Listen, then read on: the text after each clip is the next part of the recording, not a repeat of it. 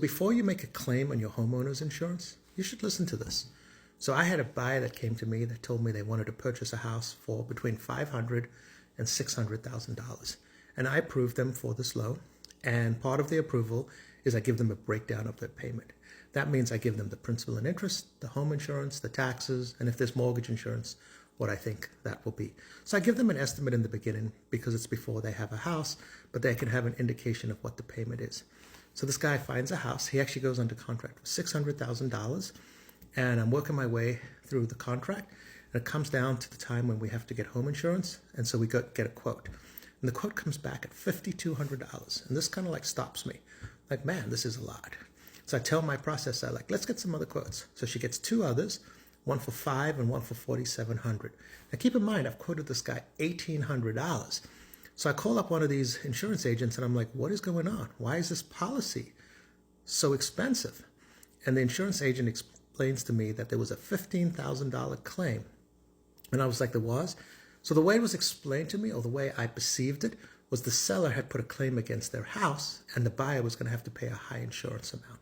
So I was thinking to myself, well, if this is the case, the seller owes this buyer some money. This is not a fair deal. So I call up the buyer's agent and I'm like, what's going on here with your seller? Do they have some type of claim on the property? What happened? And I explained to him the whole situation and he goes, wow. So he calls the seller. He calls me back 15 minutes later and says, my seller's had no claims. There's nothing on this house. This has got nothing to do with him. There must be an error. So I call the insurance person back and I'm like, what is going on? The seller's had no claims. And then he looks it up a little further and he says, the claim's not against the seller.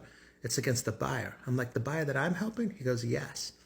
I was like, huh, okay, I'll call you back.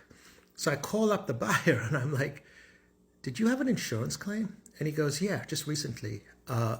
We had an appliance leak in and we had a $15,000 claim in the kitchen. And I was like, okay. I was like, well, you're in the insurance system now as a high-risk person. And this house that you're buying, they're basically giving us quotes based on you being high risk. So the $1,800 that I quoted to you is not going to be the insurance policy. The best price we can get is about $4,700.